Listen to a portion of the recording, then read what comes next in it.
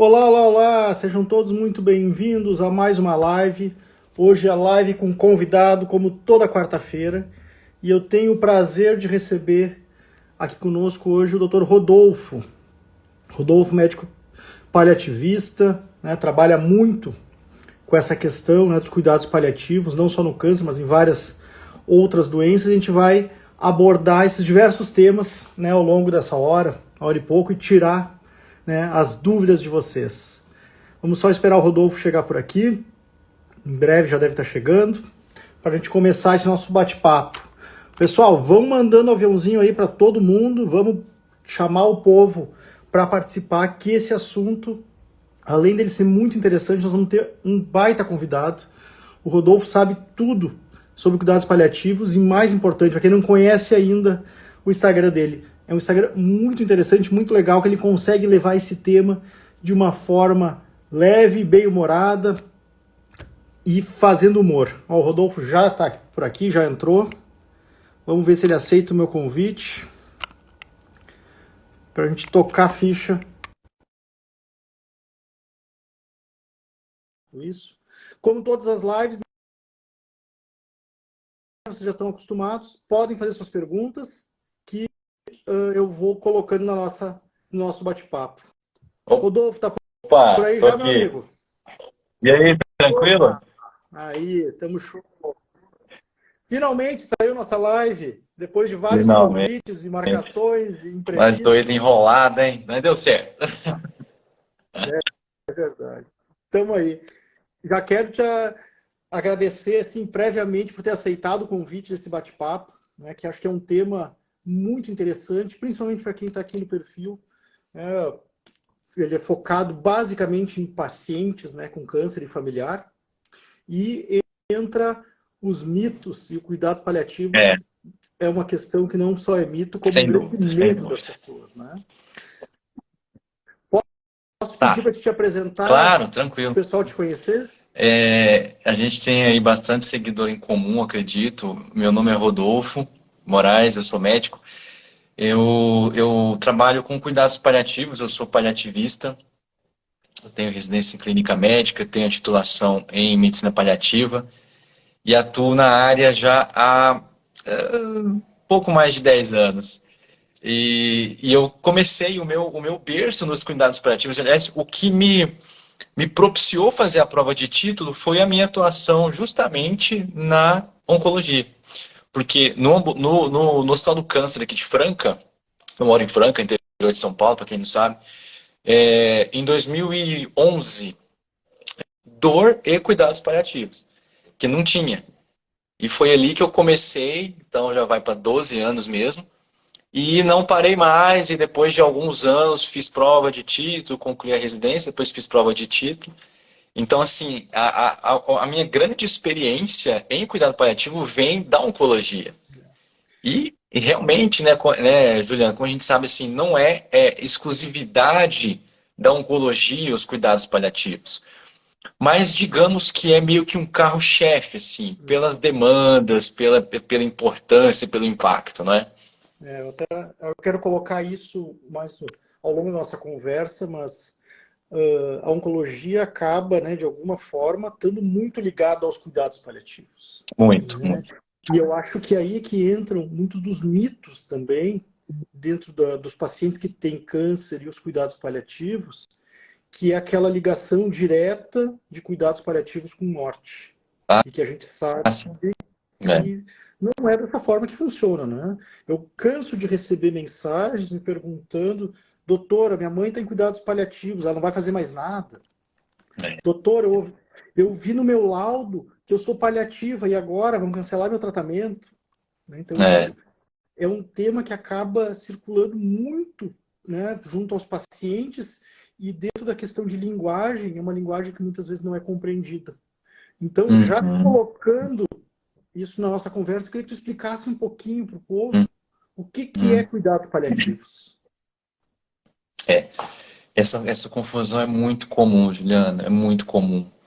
E não raro eu atendo pacientes lá no Hospital do Câncer que chegam para uma primeira consulta assustados, né? Assim, tipo, eu já teve paciente que falou assim: olha, eu quase não vim. Eu pensei, eu pensei várias vezes antes de vir, porque a hora que eu vi paliativo, eu pensei, poxa, não vai ter mais nada o que fazer, agora é só esperar a morte. Mas acabou indo, graças a Deus, e a gente explica, né? O que que acontece, na verdade? Cuidado paliativo, assim, ele não é uma alternativa de tratamento, ele é parte do tratamento. Ele é parte do tratamento. Então, quando uma pessoa, e hoje a gente está falando de oncologia, então vamos lá. Quando uma pessoa começa o tratamento oncológico, ela está buscando a cura, cura física, né? Cura da doença. E isso não muda, não tem que mudar pelo simples fato dela estar recebendo cuidados paliativos. Essas coisas, as duas coisas caminham juntas, os cuidados, entre aspas, do tratamento da doença e o cuidado paliativo, que serve para quê? Dar qualidade de vida para essa pessoa ao longo da sua trajetória. A cura não deixa de ser o objetivo. Então, vamos supor, a pessoa está lá fazendo a químio, rádio, cirurgia, fazendo tratamento, e graças a Deus atingiu a cura física, né? Resolveu o problema. Maravilha! Os cuidados paliativos estavam ali com ela, caminhou junto, oferecendo qualidade de vida, obteve a cura, beleza, alta, tchau. Então, assim, cuidado paliativo não é certeza nem sentença de morte.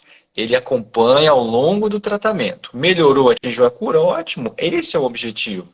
Não melhorou, não respondeu, continua evoluindo, nós já estamos ali e vamos continuar ali, né, para auxiliar essa pessoa enquanto ela respirar, entendeu? Eu acho que nós temos uma dificuldade do ponto de vista de entendimento em relação ao significado das palavras Sim, e o medo que uma palavra traz, né? é, Como se a palavra fosse machucar. A gente vê isso diretamente é, com a palavra câncer, por exemplo, né? Uma palavra tão curtinha, imagina. 5 letras, 2 sílabas, mas muita gente tem medo de falar ela. E quantas pessoas você já não ouviu falar que, em vez de se referir ao câncer, é a coisa ruim, o É, bichinho, aquela hum, doença? A gente está é, sempre ouvindo isso, né? Como se a palavra atrair fosse coisa ruim. atrair, ou como se a palavra fosse mudar a situação que tu está vivendo.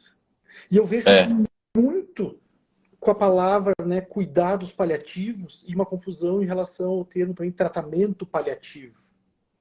uhum. Né? Às vezes as coisas são muito parecidas, E e por favor me corrija se eu gera estiver confusão. errado, né? Mas a palavra paliar vem, né, a origem dela vem da palavra manto, que seria cuidar, né, que seria abraçar. Não tenho certeza se posso estar fazendo algum deslize, por favor, tu me corrija, né? Não, Mas é isso, é nós isso. estamos em si, né? Então, a ideia é de cuidar, é de estar junto, é E, de abraçar, e não de simplesmente tirar tratamentos, né? De evitar e, tratamento. Então, acho que a gente isso. precisa trabalhar muito com o nosso imaginário, com o nosso entendimento das palavras. Eu tenho, né, focado muito nesse último mês a falar um pouco sobre isso. É.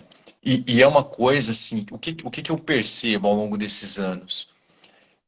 Começa no profissional de saúde, Juliana. Começa no profissional de saúde.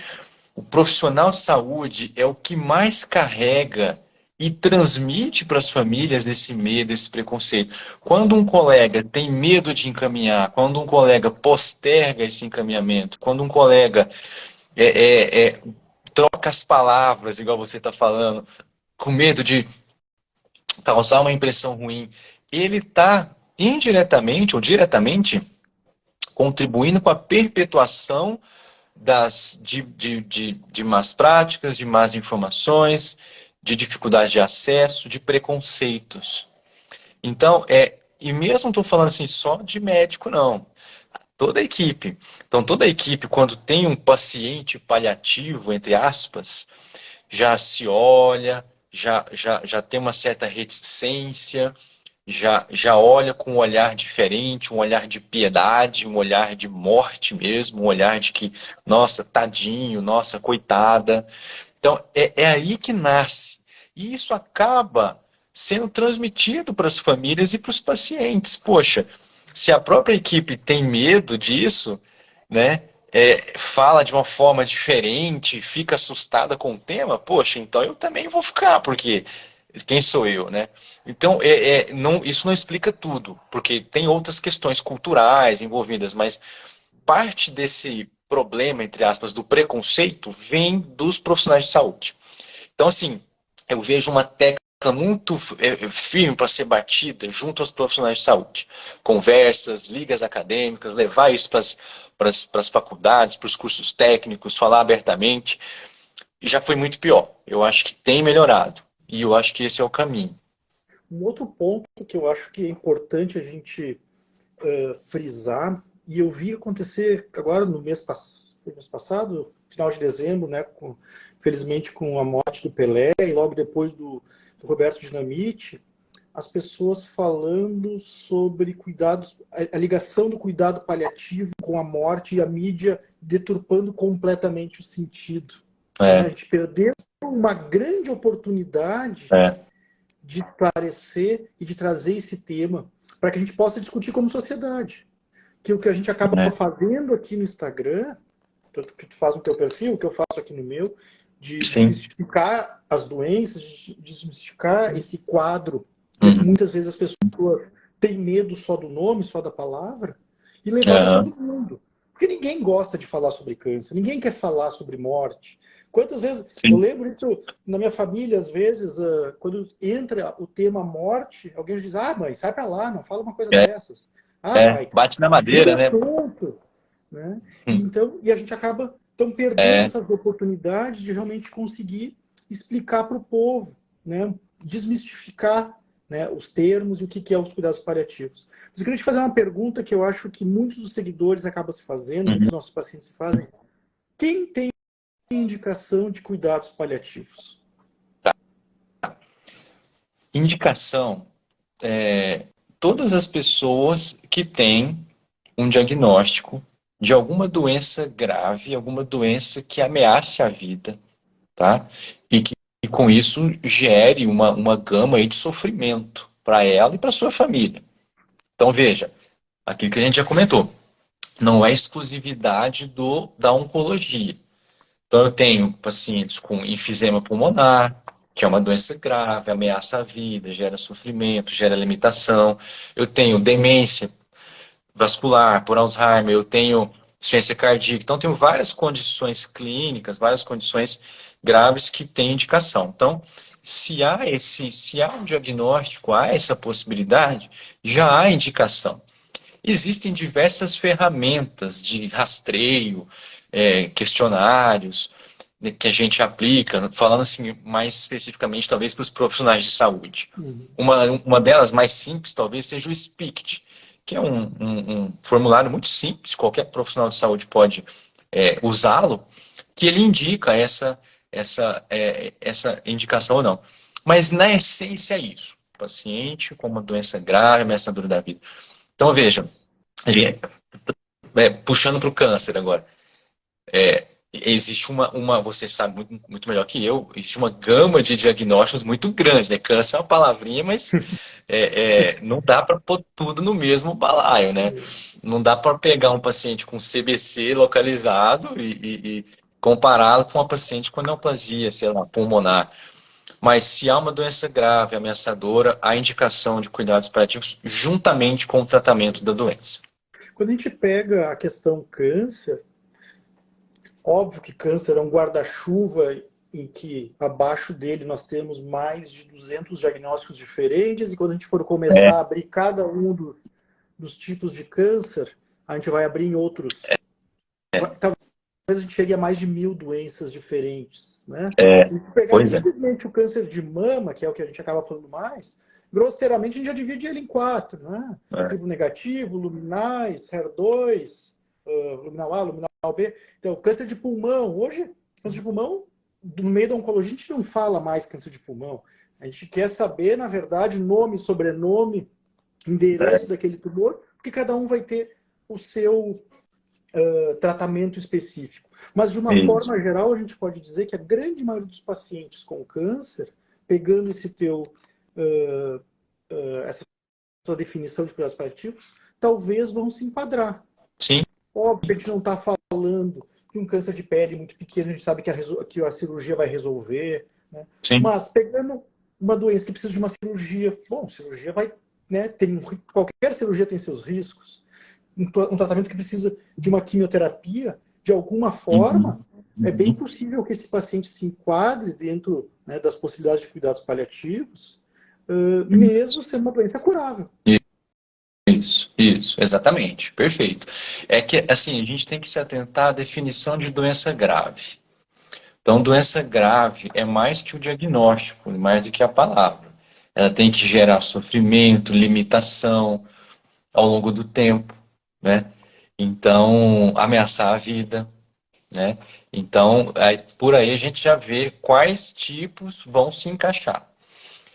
Mas assim, é igual você falou, a grande maioria vai se beneficiar, né, desse tipo de abordagem.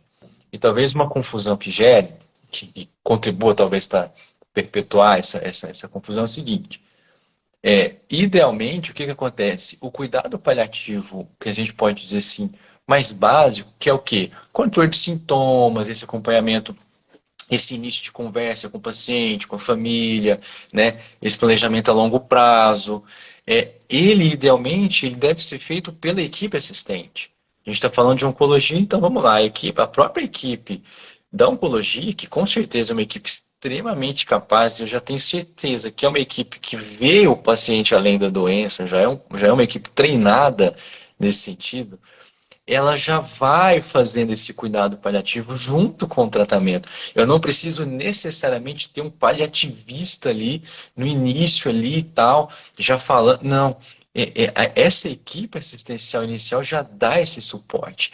E, sinceramente, é meio que uma obrigação dessa equipe fazer isso, porque é parte do tratamento e um direito do paciente, né? É lógico que aí, ao longo do tempo, se forem surgindo demandas mais específicas, quer seja de comunicação, de planejamento, de sintomas difíceis, aí a figura do especialista, independente da área, vai se tornando mais importante. Então, quando a gente fala, é doença grave desde o início, parece que tem que ter um paliativista ali já assim em cima, e não é assim. É o cuidado que tem que estar desde o início, né? Só para esclarecer para as pessoas, assim. O que acontece é que dentro de toda a nossa formação, não só lá na clínica, mas principalmente na oncologia, nós acabamos lidando com uma gama, né, de doenças, de prognósticos, de cenários diferentes. E a gente acaba recebendo um treinamento, mesmo que de forma indireta, às vezes, em cuidados paliativos. Isso. Então, muitas vezes, né, principalmente para casos mais iniciais, o oncologista vai fazendo toda essa abordagem. Isso, pronto, é E, isso. e como tu colocou aí, talvez isso seja um fator de confusão, porque quando a gente coloca o paliativista na jogada, muitas vezes é aquela situação que já está mais É, avançada, mais complicada. A gente está precisando, né, de mais auxílio, então é, vem aquela confusão, se eu estou com paliativista é porque agora não tem mais jeito. é, é uma confusão comum. Agora, o que que acontece? A gente tem que achar esse equilíbrio. Não pode também esperar não ter mais opções de tratamento para pensar no especialista. A gente tem que chegar o quanto antes. É. O que eu quero dizer assim, não é obrigatório que a figura do especialista esteja desde o início do início do início. Uhum. Porque esse início do início, o próprio equipe assistencial tem que oferecer esses cuidados. O paliativista tem que chegar ali o quanto antes, já nessa evolução, mas não deixar para chegar, igual você muito bem colocou, na terminalidade, quando ela for, infelizmente, a evolução. Que aí realmente vai estar contribuindo para essa perpetuação disso, né? Exato. Dessa Essas associação entre confusões. morte, fim de vida e paliativo. Tem uma figura que eu acho muito interessante, que acho que foi a Manuela que compartilhou ontem nos stories dela, que é um retângulo, a primeira parte é um retângulo, né, que é cuidados paliativos e tratamento, né, e a gente vê que andam juntos, E, porém muitas vezes, né, um vai estar mais presente do que o outro, e depois exatamente. os cuidados paliativos ele continua ao longo de todo o tempo, inclusive após a morte do paciente, ele pode continuar junto aos familiares, correto? Perfeito. No suporte ao luto. A família, Juliana, você sabe muito bem disso, o seu público também, adoece muito junto. É uma trajetória sofrida, evidentemente, para o paciente, principalmente, mas a família adoece demais junto. Adoece emocionalmente, adoece socialmente, adoece espiritualmente, né? Financeiramente, por que não dizer também. Então é um adoecimento junto, uma trajetória muitas vezes penosa, em alguns casos até por anos. Então, quando, infelizmente, esse é o desfecho, o paciente falece, a família leva um tempo para digerir isso. A gente está falando de luto. E em muitas situações a gente encontra um luto prolongado, um luto patológico, né? Que a família e a equipe de saúde, especialmente ali o serviço de psicologia, barra assistente social, tem que estar ali em cima. Todo mundo, mas esses especialmente, porque ainda há coisas para se fazer por essa família. Sem dúvida alguma. Rodolfo, tu já tocou nesse assunto agora, já trouxe. Eu queria saber, assim, os cuidados paliativos, ele é feito simplesmente pelo médico ou tu tem uma equipe que te auxilia? Tem que ser equipe, tem que ser equipe, Juliana, tem que ser equipe. A nossa principal função, como eu já coloquei no início, é aliviar o sofrimento, é buscar qualidade de vida para as pessoas durante o tratamento do seu câncer, né? A gente está falando de câncer hoje. E para atingir esse objetivo, eu preciso enxergar a pessoa em sua multidimensionalidade, ou seja, a enxergar uma pessoa mesmo, e não só a doença. Então eu tenho que enxergar a pessoa social que existe, emocional, espiritual. E não tem como abordar tudo isso sozinho. Eu, como médico, não sou treinado para abordar questões sociais, emocionais, nutricionais, espirituais, enfim. Eu preciso de pessoas do meu lado que tenham essa expertise para me ajudar a abordar, né, para nos em equipe atuar abordando em todas essas esferas. O resultado vai ser muito melhor, as chances de êxito vão ser muito maiores. É claro que eu, como profissional, eu posso executar as minhas ações paliativas diante de qualquer caso. Eu vou estar sendo eficaz, eu vou estar fazendo um bem enorme. Mas quando a gente atua em equipe, esses efeitos, esses resultados se multiplicam. Então, um dos nossos princípios é esse, atuar em equipe. Isso mesmo. Acho que é fundamental, né? Eu tenho a sorte dos locais em que eu trabalho, nós termos grupos, né, equipes de cuidados paliativos, eu falo no plural, porque como eu trabalho mais no local, então tenho Sim, grupos distintos, né? Mas sempre formado médico, enfermeiro, psicólogo, nutricionista, fisioterapeuta, assistente social legal. fazendo um trabalho fantástico, pessoal da pastoral da saúde, um Todo mundo, psicólogo, né? né, auxilia bastante. Um outro profissional que não é tão falado e que eu vejo com um impacto assim formidável é o fonoaudiólogo, avaliando toda a questão Sendo da deglutição, né, e às vezes aliviar o sintoma ou trazer alegria para o paciente é sentir o gosto da comida de novo, né? Pelo menos em é, algum momento. E às sim, vezes sim. a gente não percebe essas coisas, né? Às vezes a gente deixa passar na correria do dia a dia, o médico, né, quando não está vendo em equipe dessa forma, não está nos É, cuidados paliativos, muitas vezes a gente acaba não percebendo qual é a prioridade para aquele paciente, para aquela família no momento. isso, isso. Essa é a visão para a qual a gente foi treinado na faculdade. E eu ouso dizer que não é só da medicina. A gente está aqui, nós dois médicos, mas para as outras áreas também. Esse foco na doença, né, Juliana? Então, a gente é formado soldado para combater o mal, que é a doença. E quando a gente perde, a gente se frustra, evidentemente, tal, porque a gente está treinado e focado na doença. Então, quando eu treino e foco na doença, eu não enxergo além dela, naturalmente. Por quê? Um tumor, um câncer, não tem fome, não tem preferência de alimentação, não tem sono, não chora. Essas são ações, né, são coisas da pessoa. Para Uhum. eu enxergar essas coisas, eu tenho que enxergar a pessoa. Então, assim, profissionais como você, eu vejo outros também, assim, com essa visão diferente, né? Enxergando a pessoa, né? E compartilhando isso, né? Seja nas redes sociais, ou no seu ambiente de trabalho, é disso que a saúde precisa. Eu não estou falando só de médico, não, gente. Eu sei que tem diferentes profissionais, estudantes assistindo a gente. Estou falando de todo mundo. É um exercício treinável, enxergar além da doença. Você chegar em cada leito, em cada atendimento e falar, peraí, o que tem além da doença aqui? E às vezes com perguntas muito simples. O que o senhor gosta de fazer? O que dá prazer na vida da senhora? O que a senhora gosta de comer? Qual que é o time que você torce? Qual que é a sua religião? Você vai? São perguntas que extrapolam o âmbito da doença, mas que muda completamente a forma da gente enxergar a pessoa. Né? Se a gente fizesse esse exercício constante, muda. Então, uma coisa é sentar a Dona Maria com câncer de mama na minha frente. Outra coisa é sentar a Dona Maria, que tem 3 netos, que é palmeirense, que gosta de comer manga e que está na minha frente. Vira uma pessoa. Vira uma Exatamente. pessoa. E aí muda completamente. Tu sabe, comentou sobre Né? essas preferências. Eu tenho uma paciente, tá, já nonagenária. Eu ouso dizer que ela não sabe o que ela vai realmente fazer no meu consultório. Mas para ela precisa ir lá todo mês conversar sobre o time do Grêmio e o Renato Gaúcho, que ela é apaixonada por ele. Como Aí. eu sou gremista, esse é o nosso assunto. Eu digo, dona fulana, a gente pode espaçar um pouco mais? Ela falou, não, a gente precisa falar sobre o nosso Ah, time, né, não. doutor? Beleza, então vem, Perfeito. vambora.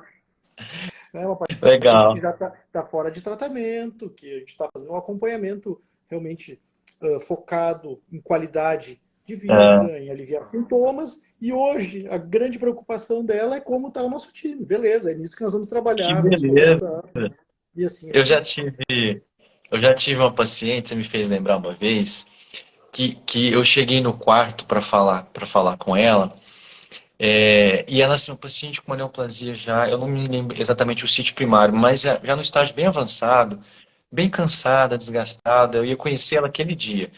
E a primeira coisa que ela me falou quando eu comecei assim, né, mal cumprimentei, ela falou assim, olha, eu tô cansada de falar de doença.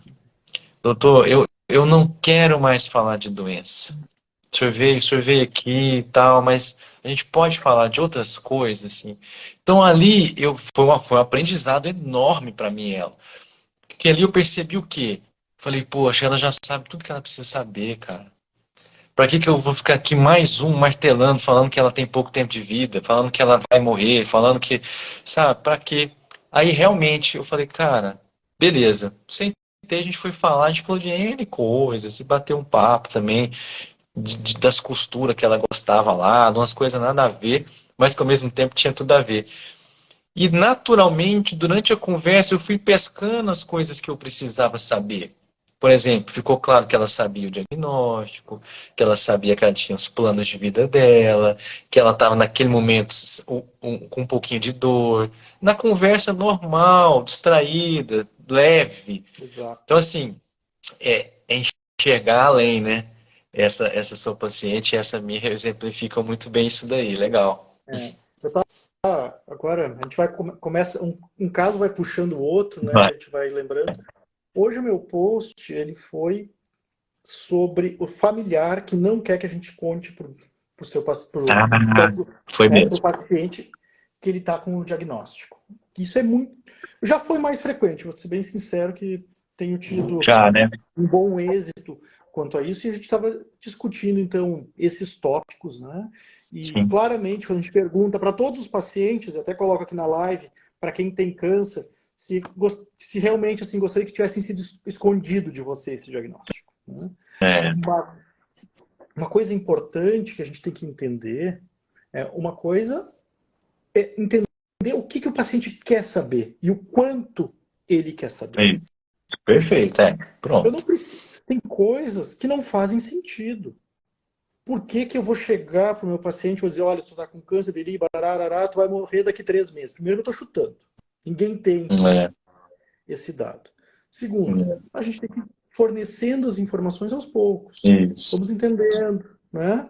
Quebra o É. gelo. E, entende o que vem. E o que eu percebo, né, Rodolfo, é que a maioria dos pacientes sabe muito mais do que os familiares acham. Eu perfeito. sempre digo, Eu também. Eu o também. paciente não é bobo. O paciente está deitado numa cama de hospital, um monte de exame, um monte de coisa, sentindo dor, tendo os sintomas. Você realmente acha que ele não está suspeitando de nada? É. Então, a gente entra no quarto, eu já vi o familiar, às vezes, né, botando o dedo na boca para não falar. Eu só Tá. pego na mão Ou e então manda um bilhetinho antes. eu só digo assim, não, tranquilo, nós vamos conversando com calma, deixa as coisas ir acontecendo. Minha primeira É, pergunta é, dona fulana, o que você acha que está acontecendo? é, 90% já vem com a resposta e o familiar cai sentado. Nossa, eu não imaginava, doutor, que ela já sabia disso é, tudo. é, É é isso, verdade. né? É Então, verdade. eu acho que isso é respeito também pelo paciente. Respeito. Normalmente, assim, a gente tem que entender qual que é o argumento que a família geralmente usa. Poupar o paciente de uma dor, de um sofrimento. A frase mais dita é: se ele ou ela souber, vai se entregar. Essa é Exatamente. a frase mais Ele vai se entregar. E aí não vai, e aí vai morrer antes, vai morrer rápido, porque vai entrar em depressão, etc. E aí, qual que qual seria uma postura do profissional ideal? Não bater de frente, Não, porque a família também está em sofrimento. Então, assim, isso que o Juliano falou é muito importante. Deixa as coisas acontecer. Senta, vai conversando, quebra o gelo, vai ampliando esse diálogo, vai entendendo a família ao mesmo tempo, os motivos, vai colocando como são as coisas, a questão da autonomia, e geralmente isso dá certo. Qualquer outro medo, e eu acho que é um medo que eu entendo muito que as famílias têm, é a forma como o profissional vai falar para o ente querido. é. Eu já tive experiências de todo tipo, eu já tive famílias que chegaram para mim e falaram assim, doutor fulano de tal, contou para minha mãe, mas contou de um jeito que acabou com ela. Que ela saiu do consultório assim, dali que queria já ir para o cemitério. Porque destruiu. Então, assim, uma coisa é jogar na cara, outra coisa é falar. E aí a gente fica, não, a gente tem um jeitinho, fique em paz, Uhum. pode estar presente se o paciente quiser, vamos conversando. E realmente, olha, vou te dizer assim, 100% dá certo. E a família fica, nossa, foi melhor do que eu esperava. Legal. Agora, veja, é natural que o paciente fique triste. Gente, isso é normal, isso é esperado, né? Aquele tem, né, aquela quando ele não sabe, fica sabendo, é super normal. Isso não quer dizer que ele vai ou entrar em depressão ou desistir. Isso é uma reação emocional esperada. O que vai definir o futuro emocional desse paciente, físico, emocional, etc. É o suporte que a gente vai continuar dando. E o agente inclui a família, inclui as pessoas queridas. Porque uma coisa é falar e virar as costas, outra coisa é falar com jeito, estar presente e continuar presente dando apoio, Exato. né? Aí aquele momento de tristeza, a tendência é ele ir passando. Tem Uhum. estudos mostrando isso. E com o passar do tempo, quando o paciente sabe a verdade, a relação de confiança, de intimidade, de entrega com a equipe, com o médico, com a família, superem muito com o passar do tempo o medo, aquele receio, aquele pé atrás que a mentira né, esconder esse diagnóstico causa. Uhum. O benefício a longo prazo é muito maior. Olha só, Rodolfo, a Lele colocou aqui, doutor Juliano, não gostaria que o médico tivesse falado à minha mãe que estava com câncer. Sabe, Lele, e essa é a minha visão. Nós temos que cuidar o que nós queremos e o que a pessoa, no caso, a sua mãe gostaria. Se você estivesse no lugar dela, você gostaria de saber ou não? E é isso que nós vamos tateando e vendo até onde o paciente quer saber. Nós pegamos, e dentro dessa conversa, que às vezes é uma conversa muito mais fácil do que os familiares estão imaginando, É o jeito, pensando. é o Exato. jeito. Então a gente vai com calma, sabe? Isso que tu colocou é o jeito. A falha de comunicação que eu tenho visto ultimamente, Uhum. né? dos nossos colegas, e quando eu chamo colegas, eu estou falando de todos os profissionais da saúde, é Sim. uma coisa que tem me impressionado muito. E tem me deixado preocupado com isso. Né? Comunicação é tudo. É a base. Tem É tudo. muita falha de comunicação. Eu vou contar uma história que aconteceu hoje. Uma amiga me telefonou contando que a mãe foi fazer uma ecografia, apareceu não sei o quê, na verdade nem temos o laudo, não tem diagnóstico nenhum, mas na saída o médico disse para ela, boa sorte. Acabou com ela esse boa sorte. Meu Deus. Se o médico está me dizendo O boa sorte, que o vai que, que vai pensar, né? acontecer agora? É, Chegou em casa, se é, atirou na cama, tomou o Rivotril, é. agora eu vou esperar a morte. É o jeito. É o E, na jeito. verdade, a gente não tem nenhum diagnóstico, então tudo tem que ser caminhado, tem que ir com calma, É, né? Sem avançar. Eu tenho um outro paciente, diagnóstico de um câncer de pulmão avançado, uma doença, né, grave, em que claramente ele me disse na nossa primeira conversa. Foi a frase de abertura. Doutor, eu sei que eu tô com a doença ruim, mas eu não quero saber mais nada. Agora tu conversa com a minha esposa, que eu confio nela e confio em você. ah, já tive muitos assim. Beleza. Entende, Beleza. pessoal? Vamos. Vamos respeitar essa pessoa e ninguém vai sair continuar falando para ele. Já sabe o que ele precisa. Isso, exatamente. Já tive casos assim também, Juliano, de pacientes falar, ó, conversa com a minha filha aí, eu não quero saber, eu não preciso saber, o que ela decidir está decidido. É lógico que a gente tem que tomar um cuidado de essa pessoa que foi eleita, entre aspas, como substituta ali para tomar as decisões, pegar as informações, ela o faça baseado nos princípios e valores do paciente e não nos dela, né? Claro. Então a gente tem que conhecer, isso não nos exime de conhecer bem o paciente que a gente está lidando. Por que eu estou colocando isso, né? Porque às vezes as pessoas pensam assim, não, então a pessoa delega tudo e aí a vontade e os desejos, as prioridades desse paciente que delegou as informações para o seu ente querido não precisam, não são mais importantes.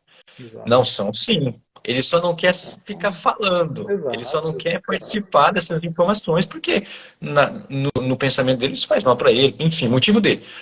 Mas as decisões a serem tomadas dali em conjunto com a sua família têm que prevalecer as prioridades dele da mesma forma. Então, nós temos que continuar conversando, continuar conhecendo essa pessoa. Né? E outra coisa, Juliana, Pode rapidinho, falar. deixar a janela sempre aberta, as portas sempre abertas. As coisas não acontecem em uma única consulta, isso é uma construção. Exato. Tudo isso que a gente está falando aqui é que a gente está falando numa live da ideia de que tudo isso aqui é em uma, duas consultas, né? Você vai sentar, comunicar, já falar, quebrar. Cara, às vezes são várias consultas para você ir estudando onde você está pisando, qual que é o entrave, qual que é a problemática, quem que vai mais te ajudar da equipe, e vai nesse profissional da equipe, e volta para a gente diferente ou não. Então é uma construção. Tem casos que vão fluir muito mais naturalmente, facilmente, e tem casos que não vão fluir tão naturalmente assim, vão precisar de muito mais tempo e tá tudo bem, né? Normal também. O que eu ia colocar é exatamente o que tu disse, né? De deixar a janela e a porta aberta, porque normalmente essa pessoa que disse, olha, eu não quero mais saber nada, aos pouquinhos ela vai voltando. Aos pouquinhos ela Às vai vezes ela. perguntando, É, aos pouquinhos ela vai se interessando, né? Vai entendendo melhor o que está acontecendo. Porque vocês imaginam, pessoal, como é que nós vamos fazer quimioterapia ou uma cirurgia em alguém que não sabe o motivo? né? Exatamente. É complicado. Exatamente. Tem que fazer. Demais, demais. E nem é ético. Exato.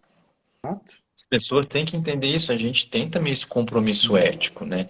Em cuidado paliativo, a gente fala muito de ética, de bioética. A gente tem isso assim muito debaixo do braço, sabe? Porque a gente lida com decisões assim, de vida e morte mesmo, sabe?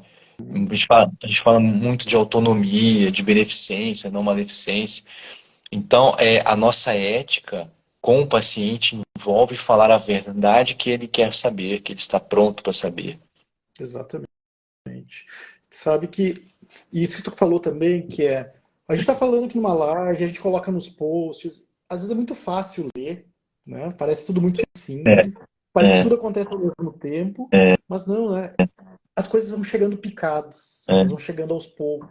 é. E uma das dificuldades que eu vejo, e agora puxando para a área do câncer, né, especificamente, não estou nem falando de cuidados paliativos, é Sim. de conseguir reunir todas essas informações. Ah, sim. Então, eu faço consultas online, né, muitas vezes, e as pessoas dizem, doutor, muito obrigado, tinha que ter feito antes da consulta, porque finalmente eu estou entendendo. É, O que eu fiz de diferente do que provavelmente, muito provavelmente o médico já falou tudo aquilo que eu falei. Mas eu estou hum, pegando agora todas as informações que já existem e eu hum, estou embrulhando elas e entregando. i- Nas isso. consultas, não, primeiro vem a biópsia, depois vem a tomografia, depois vem a É, quimioterapia. é, E a gente acaba não se dando conta de precisar de voltar, né, e reavaliar o que o paciente já está entendendo. Então, é, né, pessoal, é, a gente, só para ficar bem claro, a gente precisa entender que tudo isso é uma construção. A é o gente ponto. trabalha dentro dessa construção, né, Isso, da melhor forma possível e entendendo os valores e o que o paciente quer saber, o que a família está precisando, o que o isso, paciente está precisando, além do controle dos sintomas mais isso. claros. Ali é muito fácil a gente ver quem está com náusea, quem está com vômito, quem está com dor, mas tem outros sintomas, e às vezes são sintomas até mais do âmbito psicológico, que não são tão claros e que a gente demanda mais tempo para entender. Sem dúvida, sem dúvida. E isso é cuidado paliativo. Exato. Isso que o Juliano está colocando é a própria definição de cuidado paliativo. Então, volta ao que eu falei no início, quem está nos assistindo agora ou depois gravado, que tem dúvidas sobre o que é cuidado paliativo, e eu falei no início que esse cuidado, esse jeito de cuidar, esse olhar, ele tem que estar desde o início e já executado, como o Juliano colocou, pela equipe assistencial. No caso, a equipe da oncologia. Então, assim, todos os profissionais, eles têm que ter, é uma palavra forte que eu estou falando, tem que ter, mas tem que ter mesmo, uma formação mínima em cuidado paliativo. Esse treinamento em olhar além da doença e buscar qualidade de vida tem que permear todo o tratamento. Todo o tratamento. Então, se você, e eu percebo que tem muitos pacientes que te seguem, me seguem também, Juliano, muitas famílias com muitas dúvidas, assim, não tenham medo se você que é paciente ou se o seu familiar foi encaminhado para receber uma consulta com cuidados paliativos, com a equipe de cuidados paliativos. O objetivo não é desistir, gente. O objetivo é buscar qualidade de vida.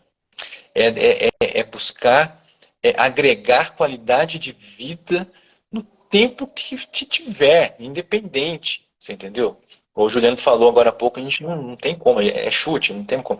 Então, assim, não se assustem com isso. Vão tranquilos que a nossa ideia é somar, tá? É ajudar nesse processo o máximo possível, né? Olha só, Rodolfo, olha que interessante e como exemplifica esse absurdo de falha de comunicação que a Marisa coloca. Uhum. Eu soube no centro cirúrgico, acordei na cirurgia e ouvi tudo dos médicos sobre teste de congelamento e que era maligno. Quando viram que eu estava acordado, me sedaram. Nossa, nossa senhora. Faz todo Foi, sentido. ela foi descobrir, sem querer, na mesa de cirurgia. Ah, é lamentável demais. É lamentável demais, demais. Ainda hoje eu coloquei nos meus stories o caso de uma seguidora que se abriu comigo, né? E ela falou justamente isso, que foi omitido para eles, né, para paciente e para a família, o real prognóstico da mãe dela. Hum. Então, não foi dada a chance para ela, para a paciente e para a família, de se prepararem adequadamente. A paciente estava com uma expectativa de cura muito grande, uma esperança de uma cura muito grande, que todos os profissionais já sabiam que não era mais cientificamente possível, mas ninguém conversava com eles. E a família também naquela expectativa, fazendo o plano, de repente ela interna, piora e falece. Então, assim, toda aquela oportunidade de ajustes, de despedidas, de conversas, de perdão, de presença, foi roubada da família por falha de comunicação. Por quê? Porque o profissional ficou com medo de machucar, medo de assustar, e foi deixando, e ela piorando, piorando, até que faleceu sem ter essa oportunidade. Então, lembrei desse caso também. O uso dos eufemismos e dos diminutivos, né? Como se É, fosse deixar a doença menos grave. é, é. Vou mudar um pouquinho o assunto. E uma dúvida que as pessoas também têm bastante, tu já até comentou, mas eu quero frisar. É Vamos. possível ter alta dos cuidados paliativos? É possível sim. Eu recebo essa pergunta também. É que a gente, é aquela questão, aquele preconceito de cuidado paliativo é morte, né? E como se morte fosse o único desfecho possível.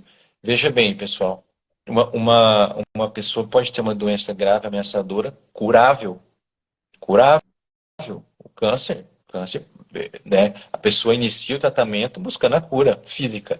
E isso, a cura, isso não muda só porque ela está recebendo um segmento de cuidados paliativos junto. Isso não muda. Não muda o tratamento, não muda as opções, não restringe. Isso é importante deixar claro. Cuidado paliativo não restringe opções de tratamento. A fala que o Juliano colocou no início de famílias que falam, agora é paliativo, vai desistir, agora é paliativo, não vai fazer mais químio, agora é paliativo, não vai fazer mais rádio, não vai operar mais, porque agora é paliativo. Não existe isso. Não é o cuidado paliativo que limita.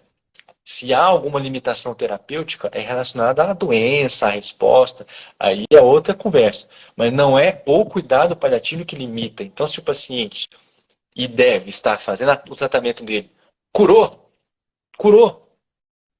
alta, alta dos cuidados paliativos, vai viver a vida normal, vai continuar a vida. Então, existe essa possibilidade, sim. A outra dúvida que eu recebo com alguma frequência é sobre, e repetindo a palavra, é qual que é a frequência de consultas com o médico dos cuidados paliativos ou com a equipe. Isso existe uma Ah, definição? Como é que funciona? Conta um pouquinho aí para o pessoal. tá. Isso é muito variável, depende de cada caso. Depende de cada caso, depende da fase da doença, depende da intensidade dos sintomas. Tem paciente que eu avalio hoje, eu preciso que ele volte em 48 horas, eu preciso que ele volte na semana seguinte, até ajustar um medicamento para controlar uma dor, por exemplo, a gente usa muito opioide. E é um medicamento que a gente tem que vigiar de perto, efeitos colaterais, e realmente se vai ser eficaz na dose que a gente está colocando, quantos resgates está tendo que usar, né, que é aquela dose extra que usa ao longo do dia. Então, nesse eu preciso fazer um ajuste mais fino, retornos mais frequentes. Quando o paciente já tem assim, sintomas mais controlados, já tem uma estabilidade, você espaça mais, mas não existe regra para isso. Isso vai muito de cada serviço e principalmente de cada caso, De cada momento, né? Porque de eu cada recebo essa momento da doença. pergunta, né, sobre os cuidados paliativos, a frequência, mas mais ainda eu recebo a pergunta, doutor, de quanto em quanto tempo faz exames? Né, do caso do câncer. Bom, essa é aquelas perguntas que a gente fica em cima do muro, que é, depende. Depende de cada momento, depende de cada caso, depende em que momento tu está do acompanhamento. Então, não tem uma fórmula de bolo que vá se encaixar para todo mundo. E a gente precisa olhar o câncer, os cuidados paliativos, dentro de todo o seu contexto. Não dá para pegar uma lupa e botar simplesmente num ponto que a gente vai É, perder o mais importante. exatamente. Né? Eu acho que a definição de cuidados paliativos, de uma forma bem grosseira, agora que eu acabei de passar na minha cabeça, é exatamente o contrário dessa da lupa e do microscópio. Eu quero me afastar. Eu quero estar Olhar o longe todo, para enxergar o todo, para enxergar o tudo, filme. o filme. Né? E não só o presente, mas também um pouco do passado, né? Ou muito do Sim, passado. sim, sim, exatamente. Rodolfo, um outro tópico bem importante, eu sei que para ti ele é importante como pessoa, pelo menos é o que me parece vendo o teu Instagram. Eu queria te perguntar, é sobre espiritualidade. Como é que Ah, tu sim. enxerga a importância, né, independente da religião, né, só falando de Isso, espiritualidade, não de religião específica, né, isso. e o paciente com uma doença grave ameaçadora da vida? É. A espiritualidade, eu falo isso lá aqui no meu perfil, né? É a esfera mais importante da pessoa. é o que nos define, né, Juliano? É a minha relação com o sagrado, comigo mesmo, com as minhas emoções, com o que eu penso do futuro, o que eu penso da vida. Isso é espiritualidade. Independente de religião, igual você colocou. Então, e isso são pensamentos, são sentimentos, a espiritualidade em si, diante de uma doença grave, ela aflora de uma forma na maioria das vezes, nunca esteve tão presente na vida da pessoa.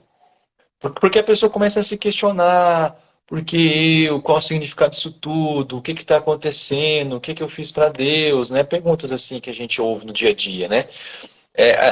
Deus não me ama, o que, que eu estou fazendo aqui, para onde eu vou? Então, são questões que a doença grave, né, que um câncer, por exemplo, quando é grave, eles fazem as pessoas refletirem nesse sentido. Então, isso é espiritualidade. E para você chegar nisso, nessa esfera, que é a mais importante, você tem que acolher as outras também. Então, uma pessoa com dor não consegue fazer essa viagem interior, não consegue fazer. Uma pessoa com falta de ar, uma pessoa com um problema social importante, emocional. Então, a gente vai nesse manto, né, que é os cuidados paliativos, ajudando essa pessoa para que, no final das contas, o que desperte dela? A espiritualidade, esse sentido da vida, essa ressignificação. É ali que a gente quer chegar, não é? É ali que a gente espera ser útil. Mas para chegar lá, a gente tem que ajustar o todo, não dá para olhar só para isso, né? Eu percebo, e para mim é bastante claro, né, que a gente acaba tendo alguns espectros, assim. Aquela pessoa que, num primeiro momento, fica muito revoltada com a situação, Sim, né? Não consegue entender a providência, não consegue entender o porquê, o que está acontecendo, né? Entra naquela disputa com Deus, sim, porque comigo, né? E não sim, consegue enxergar o todo. Nós temos aquela outra pessoa que já normalmente ela já tem um pouco mais de espiritualidade, que se abraça ainda mais, né? sim. Que se aproxima ainda mais dessas questões. E, inclusive, temos aquelas pessoas que até aquele momento talvez nem tivessem espiritualidade. E daí, Sim. quando essa ameaça Ou bate a estava porta, ali, né? tá Estava ali, escondidinha. estava ali, é. Então, a minha pergunta para ti é se tu percebe diferença em encarar esse momento entre as pessoas que têm uma espiritualidade um pouco mais desenvolvida, digamos assim, versus Sim, aquelas que não têm. claro. Isso é uma coisa assim. Não existe espiritualidade igual uma outra, né? É igual a aparência, é igual digital, cada um tem a sua.